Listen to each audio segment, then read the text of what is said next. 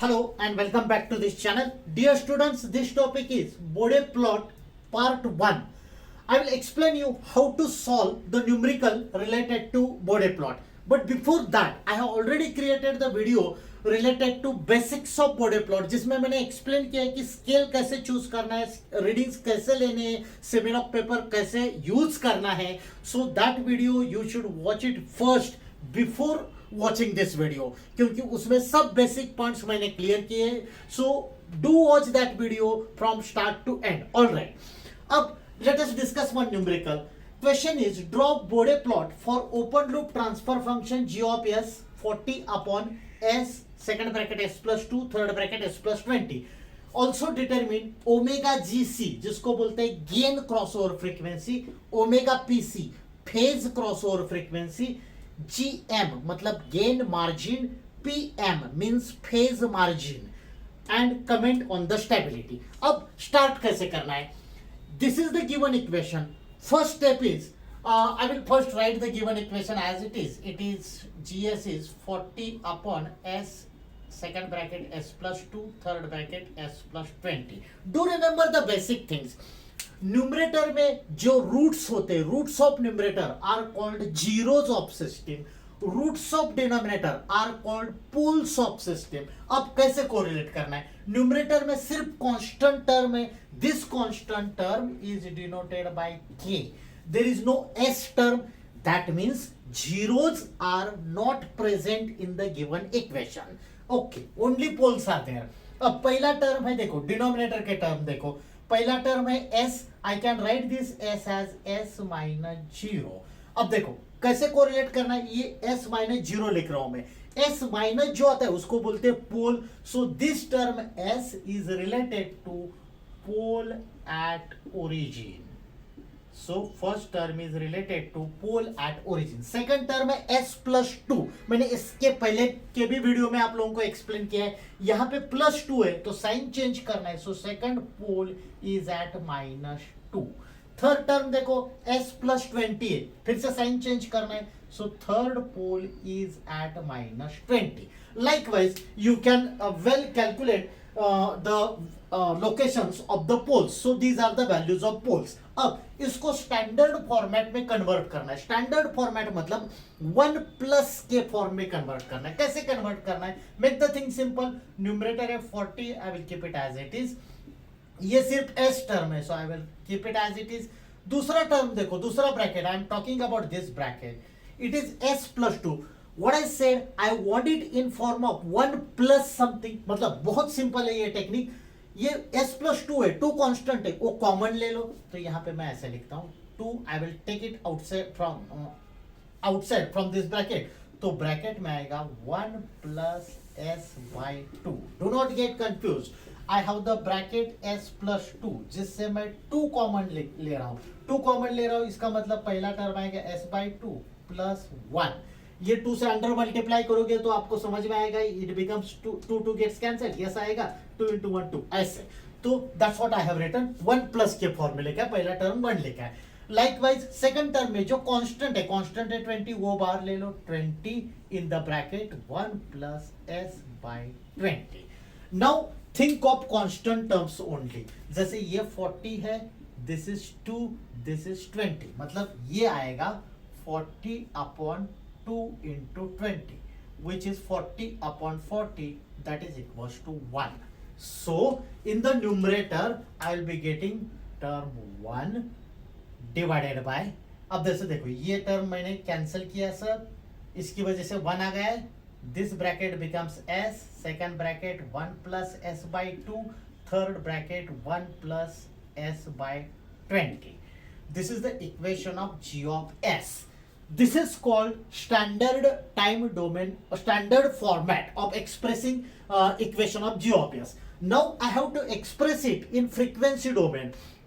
Frequency domain में express करने के लिए सिंपल रूल है, जहां जहां s है वहां j ओमेगा लिखना है. सो I will get the new equation g of j omega. बहुत सिंपल टेक्निक है. s के बदले में j omega पुट करना है. This 1 remains as it is divided by. यहाँ जो s है उसके बदले में j omega लिखूंगा मैं. I will put the bracket next bracket 1 plus j omega by 2, third bracket 1 plus j omega by 20. So this is the way how you can write the given expression in the proper format, in the frequency domain format. अब terms देखो, one numerator में 1 है, numerator में जो term है उसको बोलते हैं constant term. So now I got value of k is equal to 1. ये अलग अलग फैक्टर्स है. न्यूमरेटर में कोई भी s या j ओमेगा का टर्म नहीं है, इसका मतलब there are no zeros, only poles are there. तो फैक्टर्स क्या क्या है उसका मैंने अलग से टेबल बनाया. First I will write the factors.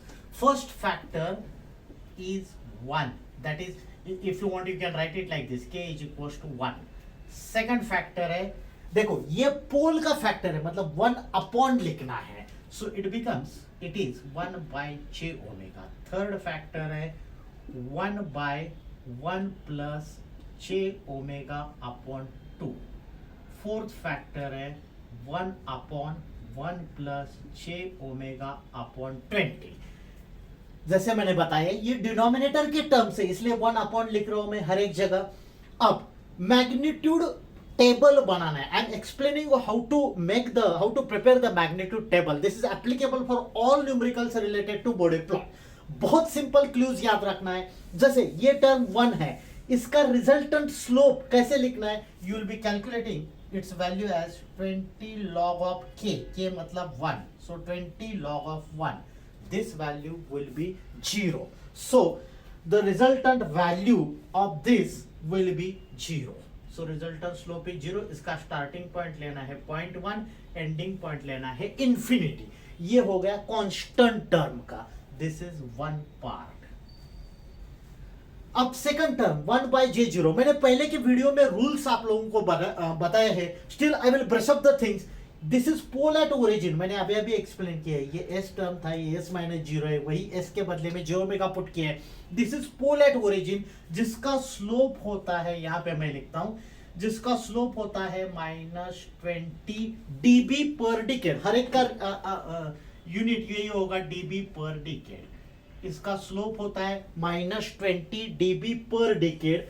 Starting point हमेशा 0.1 लेना है, क्योंकि स्केल उस हिसाब से हम लोग मार्क करेंगे. सो देखो पहला पॉइंट ये हमेशा ऐसा रहेगा 0.1 टू इंफिनिटी. जो भी वैल्यू आएगा, यहाँ पे 0 आ रहा है, so I have written it 0. दूसरे प्रॉब्लम में कुछ जो भी वैल्यू आएगा यहाँ पे लिखना है. सेकंड, जब हम पोल्स की बात करते हैं, this is pole at origin. Rule है पोल एट ओरिजिन का स्लोप होता है -20. स्टार्टिंग पॉइंट हमेशा 0.1. एंडिंग पॉइंट क्या लेना है, देखो एक सिंपल ट्रिक मैं आप लोगों को बोलता हूं.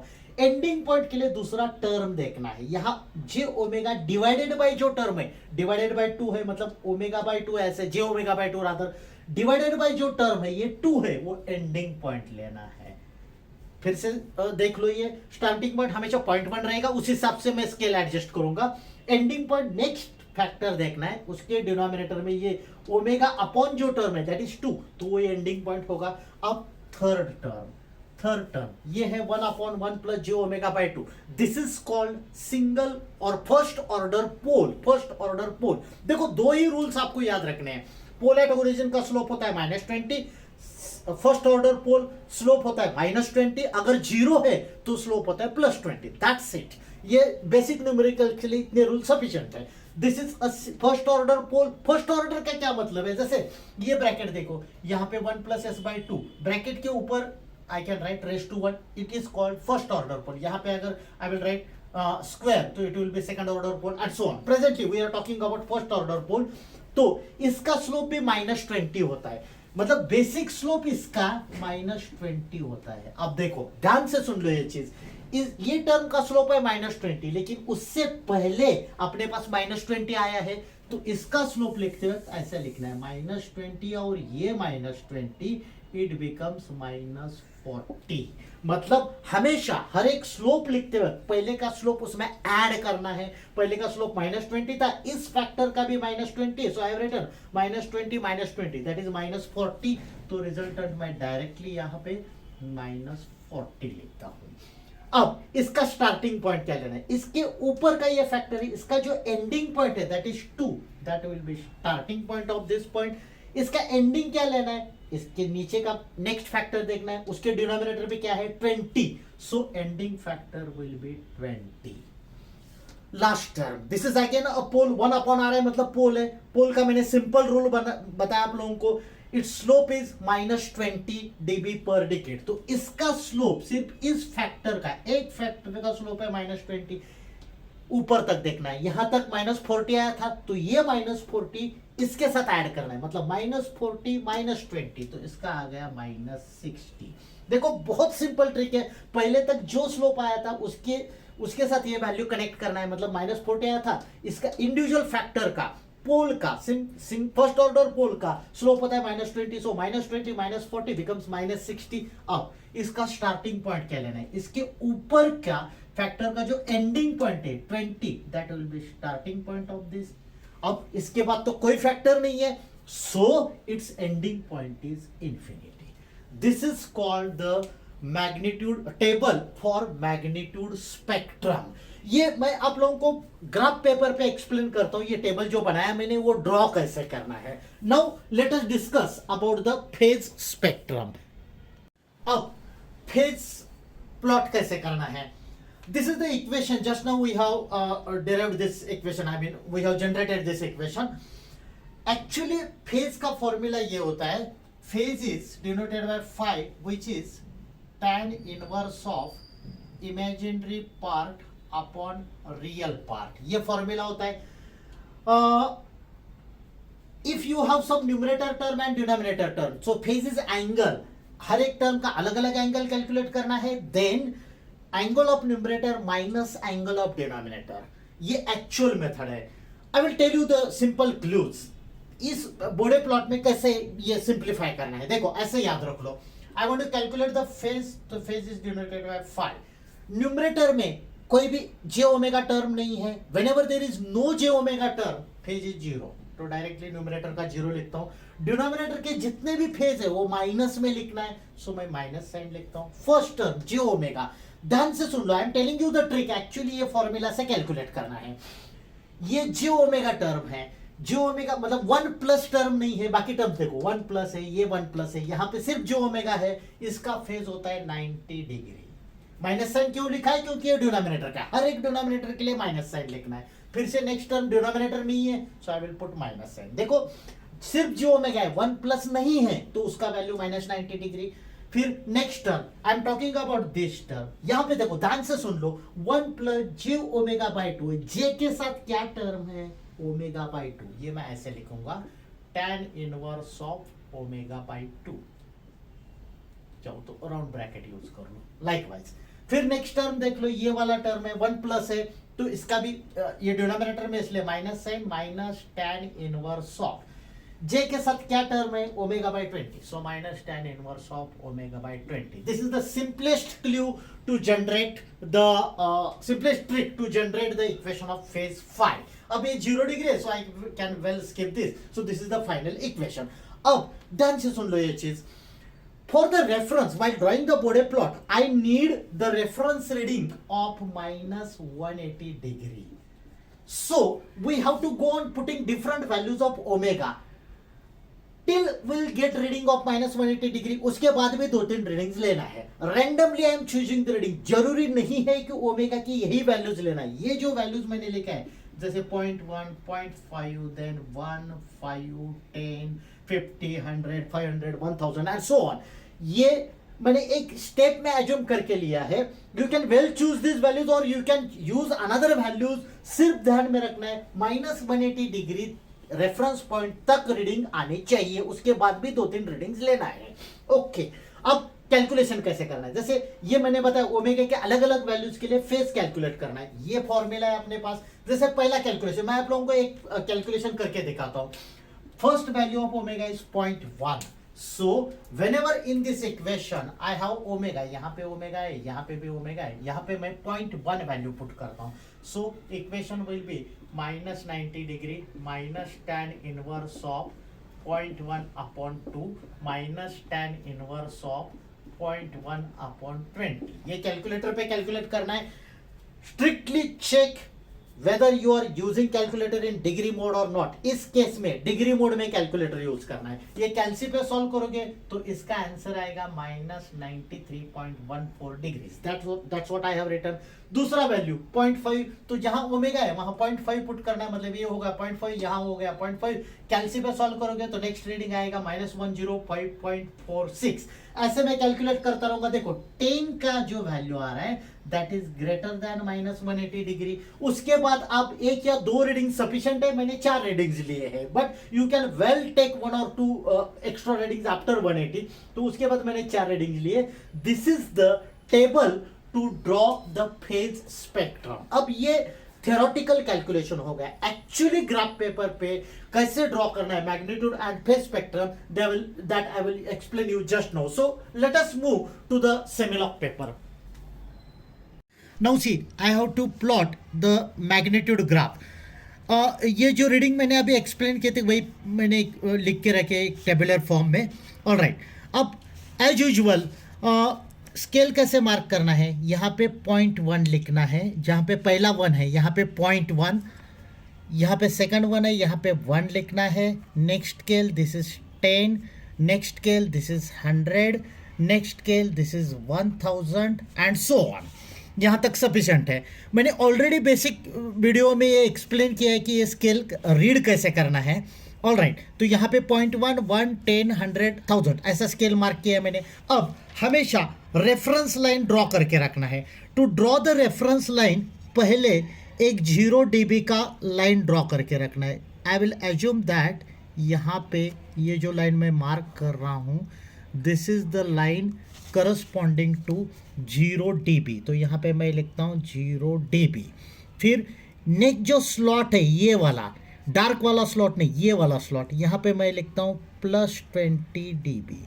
नेक्स्ट स्लॉट जो है यहाँ पे मैं लिखता हूँ 40 dB। Next slot 60 dB। अब देखो अपने पास मैक्सिमम रीडिंग है 60 dB का, so I have written the readings till 60 dB। अब जहाँ पे ये 0 dB और 1, ये जो स्केल मैंने लिखा है 0.1, 1, 10, 100, this is the scale for omega. अब जहाँ पे ओमेगा 1 है मतलब ये लाइन और 0 dB का ये पॉइंट रेफरेंस पॉइंट लेना है, 0 dB का पॉइंट और 1 ओमेगा इक्वल्स टू 1 जहाँ पे वैल्यू है ये वाला पॉइंट, ये रेफरेंस लिया मैंने। अब रेफरेंस लाइन ड्रॉ करके रखना है। नेचुरली आप लोग एग्जाम में ये पेंसिल से ड्रॉ करोगे लाइन, सो प्रेजेंटली क्लैरिफिकेशन के लिए मैं पेन से ड्रॉ कर रहा हूँ। तो ये रेफरेंस लाइन जैसे 40 dB से मैं कनेक्ट कर रहा हूँ रेफरेंस पॉइंट तक, फिर 60 dB से कनेक्ट करूँगा रेफरेंस पॉइंट तक। अब जैसे देखो यहाँ 0 dB है, यहाँ 20 है, या 40 है, ये 60 dB है। ये जो लाइन है 20 dB to this reference point, इसका स्लोप होगा, slope of this line will be -20 dB per decade. अब ये डिक्रीजिंग है इसलिए माइनस स्लोप लेना है। Likewise next line 42 reference point, इसका स्लोप होगा -40 dB। यहाँ पे मैं लिख लेता हूँ -40 dB पर डिकेड। ये जो लाइन है इसका स्लोप होगा -60। जैसे मैंने बताया ये डिक्रीजिंग लाइन है, so I have return the negative slope. अब next part, how to draw the proper diagram. First reading k is equals to 1, resultant slope है 0 dB, ये कंसिडर नहीं करना है, so I will skip this reading. दूसरे problem में जहाँ पे कुछ वैल्यू आएगा I will explain in those problem. Presently इस केस में ये 0 dB है इसलिए कंसिडर नहीं करना है। नेक्स्ट फैक्टर का स्लोप देखना है -20 dB per decade. Starting point क्या है 0.1, एंडिंग पॉइंट क्या है 2। अब देखो 0.1 मतलब ये रीडिंग है ओमेगा का, this reading I am talking about, this is 0.1 reading. Second reading 2 तक ड्रॉ करना है। देखो 2 मतलब 1 और 10 के बीच में आएगा, this is the reading for 2, ये लाइन है। तो 0.1 से 2 तक, अब 2 का लाइन मतलब ये वाला line, I am talking about this line which is corresponding to 2। अब देखो इसका स्लोप है -20 dB, तो ऑलरेडी -20 dB का लाइन हमारे पास है। ये 0.1 से ही स्टार्ट किया है हमने, ये वाला, ये 2 तक एक्सटेंड करना है। सो this is the first line for this factor, that is 1 by j omega, जिसका स्लोप है -20, स्टार्टिंग पॉइंट 0.1, एंडिंग पॉइंट 2। तो 2 तक ड्रॉ किया, यहां तक ड्रॉ किया हमने। नेक्स्ट देखो, स्लोप है -40 और स्टार्टिंग पॉइंट है 2, एंडिंग पॉइंट है 20। तो मुझे क्या करना है, -40 वाला पॉइंट, मतलब -40 मतलब ये line, I am talking about this line who slope is -40। यहाँ से रूल एंड ड्रॉ यूज कर रहा हूँ मैं, ये 40 dB से है, ये ऐसे रोल करते जाना है इस पॉइंट तक, यहाँ तक। देखो ये 40 dB को पैरेलल लाइन ड्रॉ करना है मुझे, ये वाला 40 dB, ये 20 है, ये 40 है। 40 को रोल मैंने ऐसा पकड़ा है, ये यहाँ से स्टार्ट करना है मुझे, तो यहाँ पे मैं रोल करता हूँ ऐसे, तो ये यहाँ से स्टार्ट करना है। कहाँ तक ड्रॉ करना है, 20 तक। अब देखो 20 मतलब 10 और 100 के बीच में आएगा, मतलब ये 2 वाला पॉइंट। कैसे याद रखना है, ये जो 2 रीडिंग है दिस इज एक्चुअली 2 × 10, क्योंकि ये 10 से स्टार्ट हुआ है, तो ये रीडिंग हो गया 20 का। यहाँ आप चाहो तो मैं लिख के रखता हूँ, दिस इज 20, मतलब ये वाला जो लाइन है, दिस लाइन, ये वाला line, this is corresponding to 20। तो ऑलरेडी मैंने 40 का ये लाइन, ये -40 को ये मैं ऐसा रोल करके यहाँ तक खींचना है। So I will just draw this line from 2 to 20 यहाँ तक। देखो ये 20 का लाइन, ये मैं ऐसे हाईलाइट करके रखता हूँ, this is the line corresponding to 20, ये वाला लाइन है। तो यहाँ तक आ गए हम लोग, मतलब I have completed this part. Starting point था 2, एंडिंग पॉइंट है 20। अब नेक्स्ट रीडिंग है, नेक्स्ट रीडिंग क्या है, for the third term starting point is 20, ending point is infinity. We cannot mark the point infinity, इसलिए डॉटेड लाइन ड्रॉ करना है। अब ये ड्रॉ कैसे करना है, स्टार्टिंग पॉइंट 20, हमने ऑलरेडी 20 तक ग्राफ बनाया है, लेकिन इसका स्लोप मुझे चाहिए -60 dB। देखो ये -60 dB का रेफरेंस लाइन अपने पास है, ये वाला लाइन, तो ये रेफरेंस लाइन मैं रेफर कर रहा हूँ। ये ऐसे रोल एंड ड्रॉ मैं रोल कर रहा हूँ ऐसे यहाँ तक। ये 20 का पॉइंट है, 20 से स्टार्ट करना और इन्फिनिटी तक है। So I will draw the dotted line like this. This graph, whatever I have drawn, ये वाला graph, this is the final magnitude spectrum for the given transfer function. Now see, I have to plot the phase spectrum. अब phase के लिए हमेशा 180 degree का reference लेना है, तो समवेयर जजमेंट से लेना है, क्योंकि एक ही ग्राफ पेपर पे मुझे दोनों प्लॉट ड्रॉ करने हैं, magnitude as well as phase. तो समवेयर सपोज यहाँ पे मैं एक लाइन ड्रॉ करता हूँ, हॉरिजॉन्टल लाइन, ये line whose value I will write it as -180 degree. जैसे मैंने बताया ये -180 डिग्री रेफरेंस से phase spectrum, phase plot draw करने के लिए। अब दूसरा जो नेक्स्ट स्लॉट है उसके रीडिंग्स मुझे मार्क करना है। ये सपोज ये इसके ऊपर है, इसलिए -150 मैं ये कंसिडर कर रहा हूँ कि ये this is the gap for 30 degree. आप स्केल चेंज भी कर सकते हो, this is not a rule. अब इसके ऊपर का मैं मार्क करता हूँ -120 डिग्री। जैसे मैंने बताया ये जो गैप है, I am assuming this gap is for 30 degree. यहाँ तक, यहाँ पे आएगा रीडिंग -90 डिग्री। वैसे नीचे अगर ड्रॉ करना है यहाँ पे, तो I will say this reading is -210 degree. अब ध्यान से सुन लो, जैसे ये 180 डिग्री है, ये -150 है, बीच में कितने लाइन्स है, there are 1 2 3 4 5 lines are there. और ये gap, this gap is for 30 degree, मतलब 30 डिग्री के लिए, यहाँ पे मैं लिखता हूँ 30 डिग्री के लिए there are 5 lines. Therefore, value of one line will be 6 degrees. ऐसा स्केल मैंने एज्यूम किया है। जैसे मैंने बताया कि जरूरी नहीं है कि 30 डिग्री का ही स्लॉट आप एज्यूम करोगे, but I have assumed this scale. अब मार्क कैसे करने हैं, देखो रेफरेंस के लिए यहाँ पे मैंने 2 रीडिंग्स लिख के रखे हैं जो मैंने फेज जो टेबल ड्रॉ किया था उसमें आप लोगों को एक्सप्लेन किया है। पहला रीडिंग है ओमेगा इक्वल्स टू 0.1 पे, फेज है -93.14। I will explain you how to mark this point. जैसे ओमेगा इक्वल्स टू 0.1 है, फेज है -93.14, कैसे मार्क करना है? ओमेगा इक्वल्स टू 0.1 मतलब ये वाला पॉइंट है जहां ऊपर यहाँ पे मैंने 0.1 लिखा है, ये वाला पॉइंट देखो, ये वाला पॉइंट है 0.1 का। यहाँ से नीचे आना है, मुझे इस पॉइंट पे -93 का पॉइंट मार्क करना है। देखो यहाँ पे -93 है, अब यहाँ पे -120 है। जैसे मैंने बताया एक लाइन का वैल्यू है 6 डिग्रीज, मतलब ये अगर ये -90 है, इसके नीचे का पॉइंट मैं कंसिडर करूंगा ये वाला, ये होगा -96, लेकिन मेरे पास रीडिंग है -93, तो यहाँ बीच में कहीं होगा। This I will mark as 1 point जिसका रीडिंग होगा -93.14 डिग्रीज। देखो आप पॉइंट्स में मार्क नहीं, पॉइंट्स जो है 0.14 ये स्किप कर सकते हो क्योंकि you cannot plot such points with more accuracy. Okay, अब और एक रीडिंग मैं आप लोगों को एक्सप्लेन करता हूं।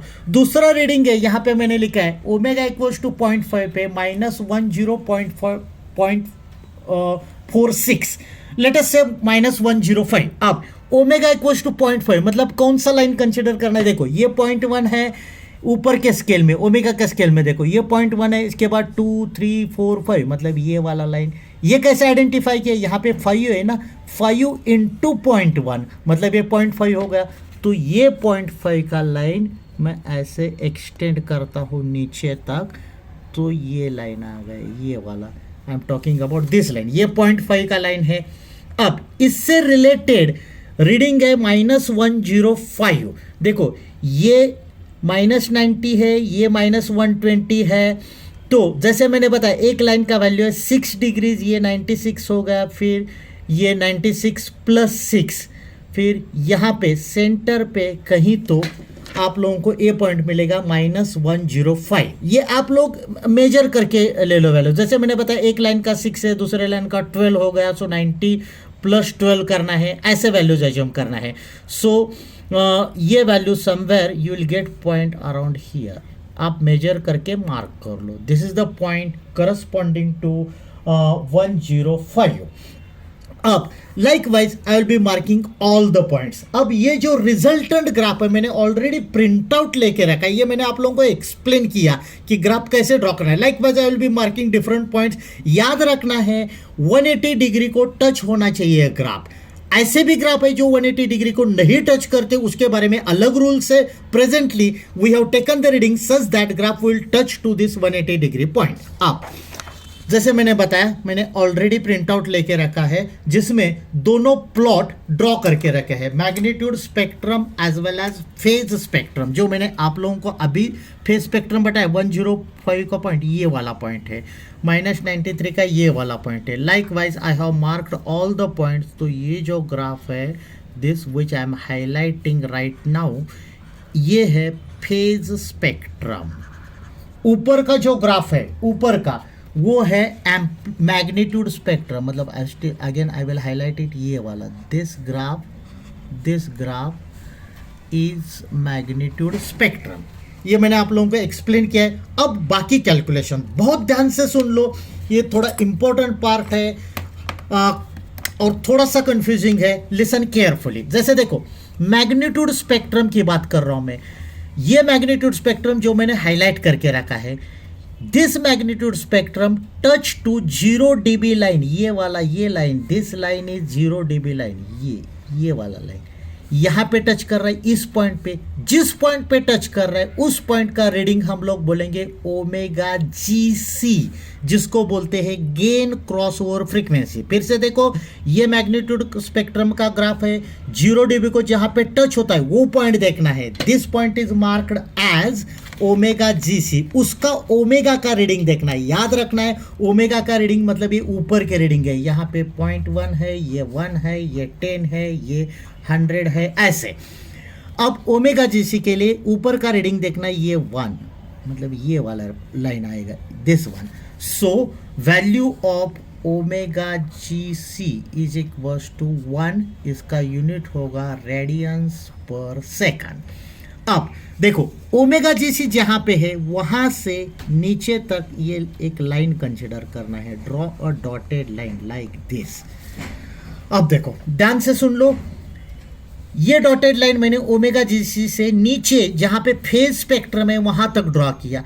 ये line, this line cuts the phase spectrum at this point, इस पॉइंट पे, इस पॉइंट का फेज का रीडिंग देखना है। फेज का रीडिंग मतलब वाई एक्सिस पे, इस एक्सिस पे ये reading, I am talking about this reading. देखो ओमेगा जीसी से मैंने डायरेक्ट एक डॉटेड लाइन बनाया फेज स्पेक्ट्रम तक। जिस पॉइंट को, फेज स्पेक्ट्रम को ये लाइन, डॉटेड लाइन कट करता है, वो पॉइंट का रीडिंग यहाँ पे लेना है। This reading is -120 degree. अब ये रीडिंग आया -120 डिग्री। कैलकुलेशन कैसे करना है, मैं यहाँ पे रीडिंग लिखता हूँ -120 डिग्री, ये 1 है, 120 डिग्री, उसमें +180 ऐड करना है हमेशा, तो आंसर आएगा 60 degree. This is the value of PM, phase margin. तो फेज मार्जिन आ गया है 60 डिग्री। ये एक पार्ट हो गया। अगर नहीं समझाए तो दोबारा ये वीडियो देख लो, क्योंकि ये बहुत इंपॉर्टेंट स्टेप है। नेक्स्ट पार्ट, ये फेज स्पेक्ट्रम है। फेज स्पेक्ट्रम जिस पॉइंट को -180 डिग्री लाइन को कट करता है, ये -180 डिग्री वाला लाइन है, this line I am talking about, ये वाला लाइन, इस पॉइंट को ये phase spectrum cuts to -180 line, ये पॉइंट ऊपर तक एक्सटेंड करना है। मतलब ये जो पॉइंट जहां पे फेज स्पेक्ट्रम -180 डिग्री लाइन को कट कर रहा था, ये पॉइंट मैं ऊपर एक्सटेंड करूंगा by marking a dotted line. ये ऐसे कहां तक एक्सटेंड करना है, 0 dB तक। तो ये मैंने डॉटेड लाइन मार्क किया। अब देखो ये जो डॉटेड लाइन कहां से ड्रॉ किया मैंने, फेज स्पेक्ट्रम जहां पे -180 डिग्री को कट करता है वहां से ऊपर मैग्नीट्यूड प्लॉट तक मैंने एक डॉटेड लाइन मार्क किया। अब ये डॉटेड लाइन मैग्नीट्यूड प्लॉट को इस पॉइंट पे टच करता है, इस पॉइंट पे क्रॉस करता है, इसका रीडिंग लेना है। इसका रीडिंग कहाँ पे लेना है, इसका रीडिंग वाई एक्सिस पे लेना है। तो ये रीडिंग मैं आप लोगों को दिखाता हूँ कैसे लेना है। दिस इज ये पॉइंट, ये वाला रीडिंग। ये आप लोगों को एग्जाम में डार्क करके नहीं दिखाना है, मैं आप लोगों को समझाने के लिए अलग कलर्स यूज कर रहा हूँ। देखो यहाँ से ऊपर लाइन खींचा, मैग्नीट्यूड स्पेक्ट्रम को जहाँ पे कट करता है वो पॉइंट यहाँ तक ले लिया मैंने। ये जो रीडिंग है ये मार्क करना है। अब ये रीडिंग कैसे देखना है, देखो ये है -20, ये है -40, बीच में कितने लाइन्स है, देयर आर 5 लाइन्स, और ये गैप कितना है 20 का, मतलब गैप है 20 का, there are 5 lines. So value of one line is 4 dB rather. तो ये -20 है, यहाँ तक रीडिंग आया है, तो ये एक लाइन का 4 हो गया, दूसरे लाइन का 8, लेकिन ये बीच में ही है, तो इसका रीडिंग आएगा 26। मतलब ये लाइन, ये पॉइंट का रीडिंग आ गया, यहाँ पे मैं लिखता हूँ -26, ये आ गया। अब एक्चुअल कैलकुलेशन करना है, कैसे करना है, ये जो -26 आया ये हमेशा ऐसे लिखना है, 0 मतलब 0 dB माइनस दिस रीडिंग। ये रीडिंग कितना है, -26, क्योंकि देखो यहाँ पे ऑलरेडी मैंने रीडिंग मार्क किया है, नीचे मतलब 0 dB के नीचे -20, -40, -60 ऐसे रीडिंग आएगी, ऊपर +20, +40, +60 ऐसे रीडिंग है। तो ये -26 आया है और मुझे 0 से माइनस करना है, तो 0 माइनस ऑफ -26, तो ये आ गया 26 dB। This is the value of gain margin. So dear students, I have explained you very important concept, how to calculate phase margin and gain margin, as well as how to calculate omega GC. Omega GC is called gain cutoff frequency, and this value is called omega PC, जहाँ पे ये graph cut कर रहा है 180 degree को, ये जो value है, this value is called omega PC, phase cross over frequency. जैसे देखो ये लाइन का ओमेगा के रीडिंग, ओमेगा के स्केल पे रीडिंग देखना है, ये यहाँ तक आ जाएगा। सो इट इज़ अराउंड ये वाला लाइन, देखो जहाँ पे ये लाइन, यहाँ तक रीडिंग देखना है, it is around 6.2. So omega PC 6.2 radiance पर सेकंड. अब लास्ट पार्ट, सिस्टम स्टेबल है या नहीं कैसे चेक करना है, बहुत सिंपल रूल है. दोनों वैल्यूज, गेन फेज मार्जिन कितना है +60 डिग्री, गेन मार्जिन कितना है +26 डिग्री, दोनों वैल्यूज पॉजिटिव है, so system is stable. So dear students, I have solved one basic numerical and I have shown you how to draw the Bode plot. So that's it for today's session. But before watching this video, please watch the video related to basic concepts of Bode plot. So thank you. Thanks a lot for watching this video.